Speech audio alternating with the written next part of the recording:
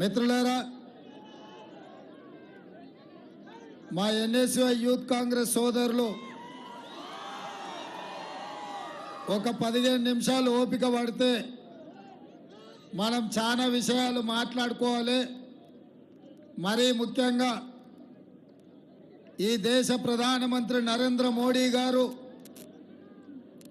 తెలంగాణకు వచ్చి మనకేమన్నా ఇస్తాడేమో అని నేను అనుకున్నా. కానీ గత 10 ఏళ్ల నుంచి ఇచ్చినట్టుగానే ఈసారి కూడా మోడీ గారు గాడిద గుడ్డే మనకిచ్చిపోయిండు. సోనియా గాంధీ గారు, మల్లికార్జున్ ఖర్గే గారు, శ్రీ రాహుల్ గాంధీ గారు, కాంగ్రెస్ పార్టీ చేవెళ్ళ పార్లమెంట్ నియోజకవర్గ అభ్యర్థిగా డాక్టర్ రంజిత్ రెడ్డికి అవకాశం ఇస్తే ఈరోజు మహేశ్వరం శాసనసభ నియోజకవర్గ పరిధిలో పెద్దలు మిత్రులు కేఎల్ఆర్ గారి నాయకత్వంలో చల్లా నరసింహారెడ్డి గారు, పారిజాత నరసింహారెడ్డి గారు,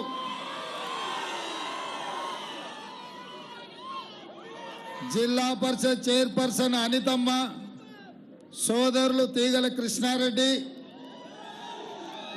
మల్రెడ్డి రంగారెడ్డి గారు, అదేవిధంగా బాలాపూర్ మున్సిపాలిటీలో కార్పొరేటర్లు, జిల్లా పార్టీ నాయకులు, మండల పార్టీ అధ్యక్షులు, డివిజన్ పార్టీ అధ్యక్షులు, మా సిపిఐ సిపిఎం టీడీపీ మిత్రులు, అదేవిధంగా తెలంగాణ జనసమితి ఉండండి, వదిలేండి ఆయన దగ్గర పోక ఉండండి. తెలంగాణ జనసమితి నాయకులు అందరూ కలిసి ఈరోజు డాక్టర్ రంజిత్ రెడ్డిని ఆశీర్వదించి గెలిపించడానికి వేలాది మంది మీరు ఇక్కడికి వచ్చిండ్రు. మీకు అందరికీ మనస్ఫూర్తిగా ధన్యవాదాలు, కృతజ్ఞతలు. మిత్రులారా 10 సంవత్సరాలు మీకందరికీ తెలుసు, బీఆర్ఎస్ పార్టీ కాంగ్రెస్ పార్టీ కార్యకర్తల నాయకుల మీద అక్రమ కేసులు పెట్టి ఆస్తులు ధ్వంసం చేసి అన్యాయంగా జైళ్లకు పంపించి మన మీద అరాచకంగా దాడులు చేస్తుంటే కాంగ్రెస్ పార్టీ కార్యకర్తలు తమ రక్తాన్ని చెమటగా మార్చి త్యాగం చేసి భుజాలు జెండాలు మోసి కాయలు కాసే విధంగా కాంగ్రెస్ పార్టీని మొన్న జరిగిన సెమీఫైనల్స్లో డిసెంబర్ నెలలో జరిగిన ఎన్నికల్లో చంద్రశేఖరరావును బండకేసి కొట్టి కాంగ్రెస్ పార్టీని ఇందిరమ్మ రాజ్యాన్ని తీసుకొచ్చింది. మా కార్యకర్తలు అనుకుంటున్నారు డిసెంబర్లోనే ఫైనల్స్ అయిపోయినాయని. నేను మా ఎన్ఎస్యుఐ యూత్ కాంగ్రెస్ ఇక్కడికి వచ్చిన మా కాంగ్రెస్ పార్టీ కార్యకర్తలకు నేను చెప్పదలుచుకున్నా, మొన్న జరిగిన డిసెంబర్లో జరిగిన ఎన్నికలు సెమీఫైనల్స్ మాత్రమే. సెమీఫైనల్స్లో బీఆర్ఎస్ను చంద్రశేఖరరావును ఓడించి ఇప్పుడు ఫైనల్స్కి వచ్చినాం. ఈ ఫైనల్స్లో బీజేపీ నరేంద్ర మోడీ అమిత్ షా టీమును ఓడించి ఫైనల్స్ గెలవడం ద్వారా రాహుల్ గాంధీ గారిని దేశానికి ప్రధానమంత్రిని చేయాలి. చేవెళ్ళ పార్లమెంటు నియోజకవర్గంలో డాక్టర్ రంజిత్ రెడ్డిని మనం ఎంపీగా గెలిపించాలి. అప్పుడే మనం ఫైనల్స్ గెలిచినట్టు. ఇవాళ చంద్రశేఖరరావు బయలుదేరిండు. ఒక 2 ముచ్చట్లు ఆయన గురించి కూడా మనం మాట్లాడుకోవాలి. ఆయన కొడుకు నిన్న మాట్లాడతా మా కారు ఖరాబ్ అయింది, షెడ్డు పోయింది, మళ్ళీ వస్తుంది అంటుండు.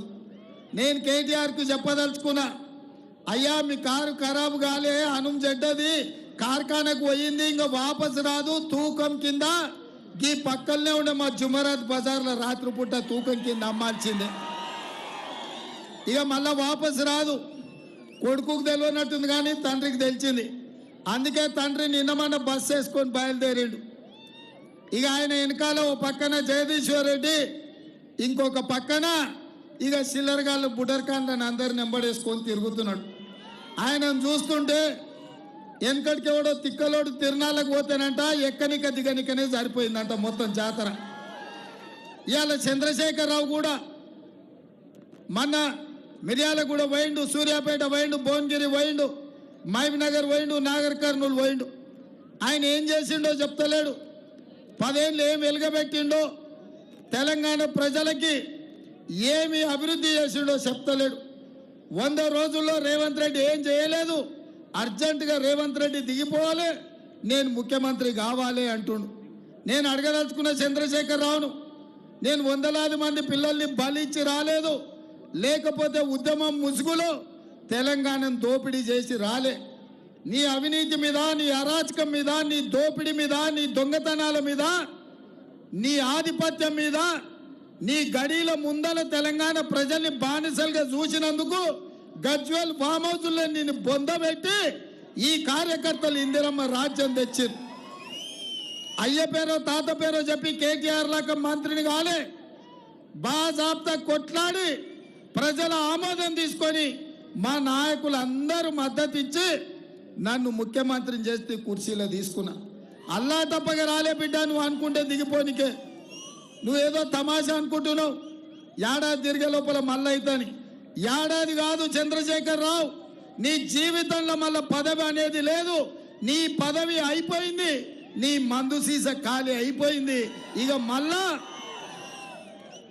నీ జీవితంలో పదవి అనేది నీ కళ్ళతో చూడలేవు.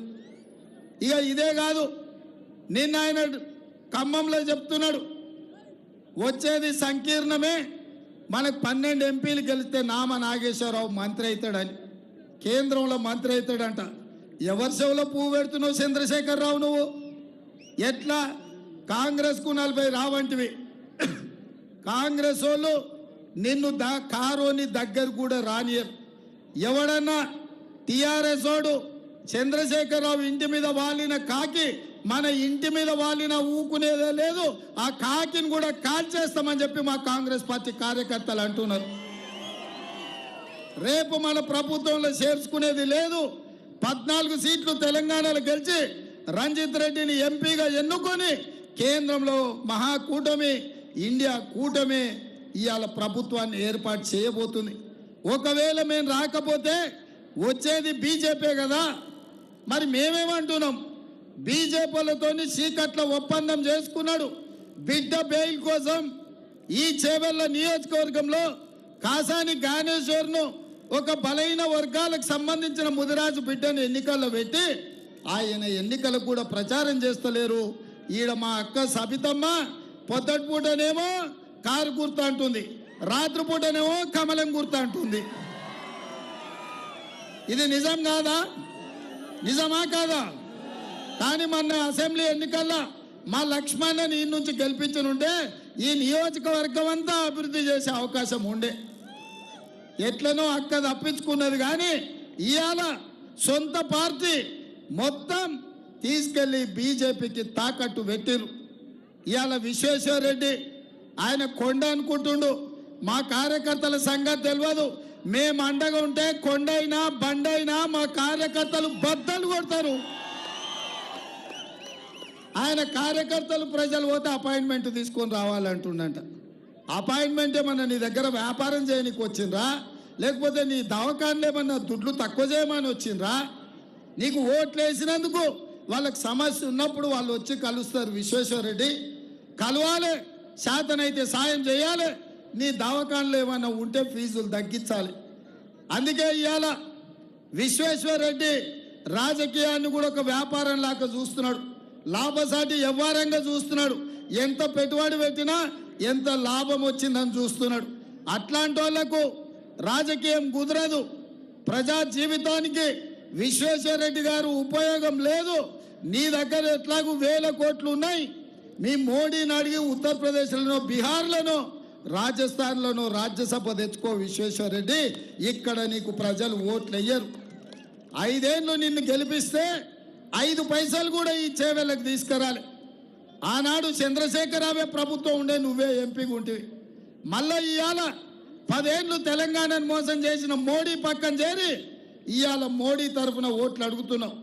నేను సూటిగా అడుగుతున్నా విశ్వేశ్వరరెడ్డి గారిని, ఆనాడు కాంగ్రెస్ పార్టీ సోనియా గాంధీ గారు ఔటర్ రింగ్ రోడ్డు చుట్టూతా ఐటీఐఆర్ కారిడార్ ఇస్తే ఆ ఐటీఐఆర్ కారిడార్ ద్వారా వేలాది కోట్ల రూపాయల పెట్టుబడులు తెలంగాణకు వచ్చి లక్షలాది ఉద్యోగాలు ఈ ప్రాంతంలో వచ్చేది.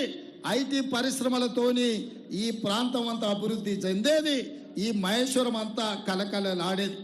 అట్లాంటి ఐటీఐఆర్ను నరేంద్ర మోడీ గారు రద్దు చేసిండ్రు.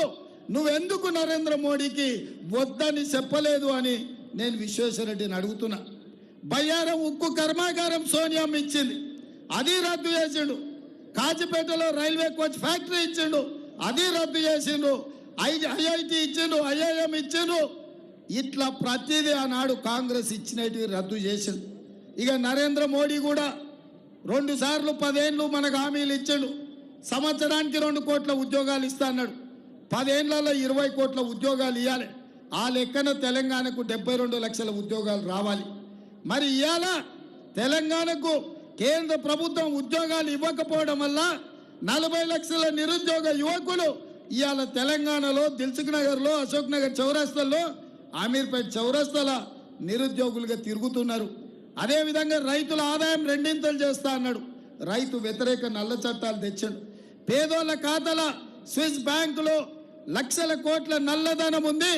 ఆ నల్లధనం తెచ్చి ప్రతి పేదవాళ్ళు, ముఖ్యంగా మా అక్కల ఆడబిడ్డల ఖాతాలల్లో 15 లక్షల రూపాయలు వేస్తా అన్నాడు. అక్క, 1 రూపాయలు వేసిండా మోడీ? 15 లక్షలు వేసిండా? 15,000 వేసిండా?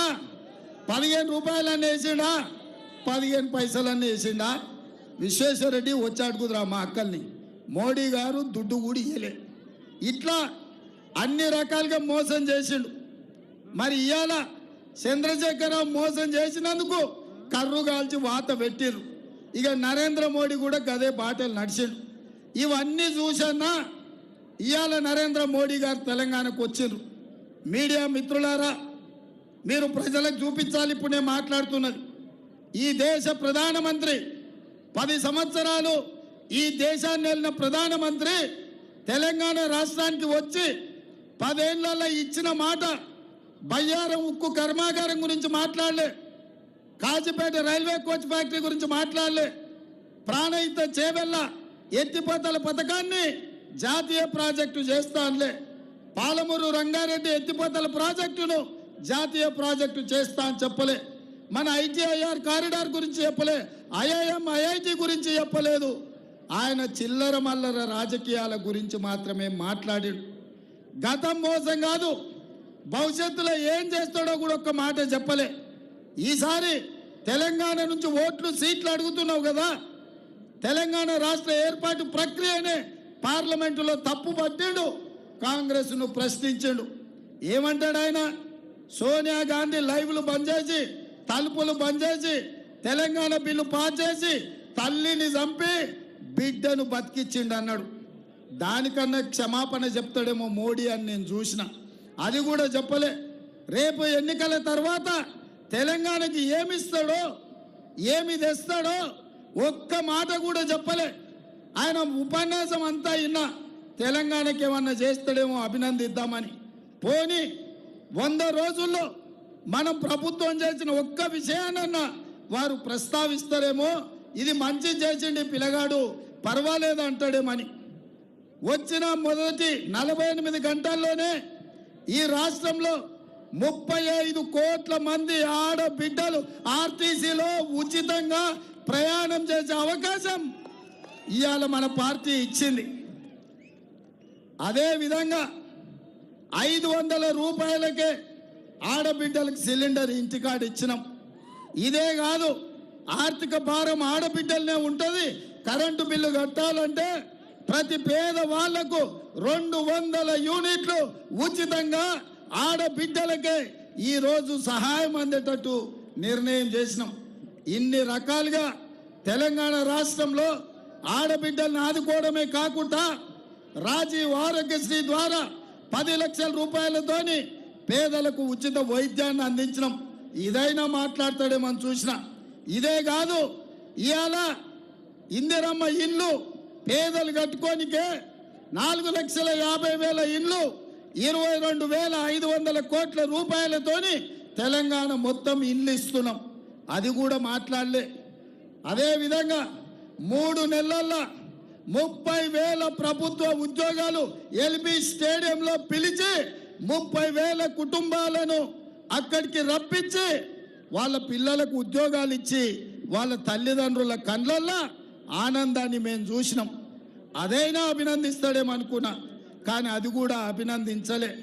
బీసీ జనాభా లెక్కలు కట్టి బీసీలు ఎంతమంది ఉందో లెక్క తీసి రిజర్వేషన్లు పెంచి నిధులు కూడా వాళ్ళకు ఇవ్వాలి అని మా ప్రభుత్వం నిర్ణయం తీసుకున్నది. నేను ఓబీసీని అని చెప్పుకునే నరేంద్ర మోడీ మీ బీసీ సోదరుల కోసం మా ప్రభుత్వ నిర్ణయాన్ని మీరు ఎందుకు అభినందించలేదని నేను అడుగుతున్నా.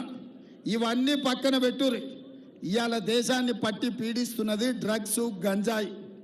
అట్లాంటి డ్రగ్స్, గంజాయి మీద ఉక్కు పాదం మోపి ఎక్కడ పాతాళంలో దాచుకున్నా గంజాయి అమ్మేటోని, డ్రగ్స్ వాడేటోని పట్టుకొచ్చి ఈడ్చుకొచ్చి పోలీస్ స్టేషన్లలో వేసి బట్టలు పదిసి కొట్టి జైలుకు పంపిస్తున్నాం. ఇవాళ మా రాష్ట్రంలో మేము డ్రగ్స్ నిషేధిస్తుంటే ఏ మూలాలు ఎత్తికినా ఆ మూలాలు గుజరాతులనే వెళ్తున్నాయి.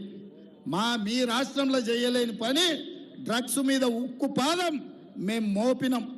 ఇదైనా నరేంద్ర మోడీ గారు అభినందిస్తారేమో అనుకున్నా, కానీ నరేంద్ర మోడీ గారు ఆ పని చేయలే. ఆయన ఒకటే తిట్లకెత్తుకున్నాడు. నాకు అనుమానం వచ్చింది. నిన్న మొన్న ఎప్పుడు చూసినా కేసీఆర్ గివ్వే తిట్టేది. ఆ రఘునందన్ రావు ఈ చంద్రశేఖరరావు స్పీచ్ను ఎత్తుకపోయి నరేంద్ర మోడీకి ఇచ్చినట్టున్నాడు. సార్ నువ్వు ఇది మాట్లాడని. ఎందుకంటే గత 3-4 ఏళ్ళ నుంచి చంద్రశేఖరరావు ఏం తిట్టిండో కాంగ్రెస్ను, నన్ను ఇవాళ నరేంద్ర మోడీ గారు కూడా గవ్వే తిట్లు తిట్టిండయా. అది చంద్రశేఖరరావు ఉపన్యాసం నకలు కొట్టిండు నరేంద్ర మోడీ తప్ప అందులో కొత్తదనం ఏం లేదు. నన్ను తిడితే ఏమొస్తుందా? నువ్వు ఈ దేశ ప్రధానమంత్రివి, 10 ఏళ్ళు ప్రధానమంత్రిగా, 13 ఏళ్ళు గుజరాత్ ముఖ్యమంత్రిగా పనిచేసినావు. వయస్సులో, అనుభవంలో, అధికారంలో పెద్దోనివి. ఓ రాష్ట్రానికి ఓ పిల్లగాడు, ఒక యువకుడు ముఖ్యమంత్రి ఉంటే నువ్వు పెద్ద మనిషి చేసుకొని 4 సూచనలు చేయాలి, 10 సలహాలు ఇవ్వాలి, 10 రూపాయలు ఈ రాష్ట్రానికి బడ్జెట్ ఇచ్చి మన మూసీ రివర్ డెవలప్మెంట్ ఫండ్ కోసం ఓ 20,000 కోట్ల రూపాయలు ఇచ్చి ఉండాల్సింది. మన మెట్రో రైలు ఇవ్వాలా, నాగోల్ నుంచి ఎల్బీ నగర్ నుంచి ఓవైసీ హాస్పిటల్ నుంచి P7 రోడ్, అక్కడి నుంచి అంతర్జాతీయ ఎయిర్పోర్ట్కు రోడ్ అనుకున్నాం. ఎల్బీ నగర్ నుంచి హయత్ నగర్ వరకు మెట్రో అనుకున్నాం. హైటెక్ సిటీ నుంచి గచ్చిబౌలి ఫైనాన్షియల్ డిస్ట్రిక్ట్ వరకు అనుకున్నాం. చందానగర్ నుంచి BHL రామచంద్రాపురం వరకు మెట్రో వేసుకుందాం అనుకున్నాం. రాజేంద్ర నగర్ కాలేజ్ పక్కన హైకోర్టు కడుతున్నాం, అక్కడి వరకు మెట్రో వేస్తున్నాం. దానికన్నా ఓ 10,000 కోట్ల రూపాయలు మోడీ గారు ఇస్తారేమని చూసిన. ఆయన బుల్లెట్ ట్రైన్ తీసుకుపోయిండు, సబర్మతి రివర్ ఫ్రంట్ తీసుకుపోయిండు, ఆయన గిఫ్ట్ సిటీ కట్టుకున్నాడు. మనకి ఏదన్నా హైదరాబాద్, విజయవాడ బుల్లెట్ ట్రైన్ అన్న ప్రకటిస్తాడు అనుకున్నా. ఏమి ఇవ్వలేదా? ఏమి ఇచ్చిండే మనకు నరేంద్ర మోడీ? వచ్చి గాడిద గుడ్డిచ్చిండు. ఏమిచ్చిండు? గట్టిగా చెప్పాలి. ఎట్లరా నాయన? భయమా? భయపడుతురా? మనం కేసీఆర్ని బండకేసి కొట్టినాం.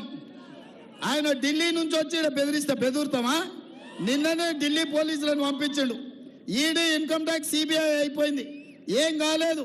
ఢిల్లీ పోలీసులను గాంధీ భవన్కు పంపించండు రేవంత్ రెడ్డిని పట్టుకురాపోండి అని. మీ రేవంత్ అని ఎప్పుడైనా భయపడ్డా? చంద్రశేఖరరావు శర్లపల్లి చెంచల్ కూడా పంపిస్తే ఊరుకున్నామా? గద్దె దించినాం కదా. ఇవాళ మనల్ని పోలీసులు పెట్టి భయపెట్టాలి అనుకుంటుండు కదా. మోడీ, అమిత్ షాను గద్దె దించే వరకు కాంగ్రెస్ పార్టీ కార్యకర్తలు విశ్రమించరు. అందుకే ఇవాళ బీజేపీ నాయకులకు నేను చెప్పదలుచుకున్నా, మీరు పోయి మోడీ దగ్గర ఏం తెస్తారో తీసుకురండి. బంగారు గుడ్డు తెస్తారా? బంగారు బాతుని తెస్తారా? మెట్రో రైలు తెస్తారా? మూసీ రివర్ ఫ్రంట్ తెస్తారా? లేకపోతే హైదరాబాద్, విజయవాడ బుల్లెట్ ట్రైన్ తెస్తారా? పాలమూరు రంగారెడ్డి ఎత్తిపోతల జాతీయ ప్రాజెక్టు తెస్తారా?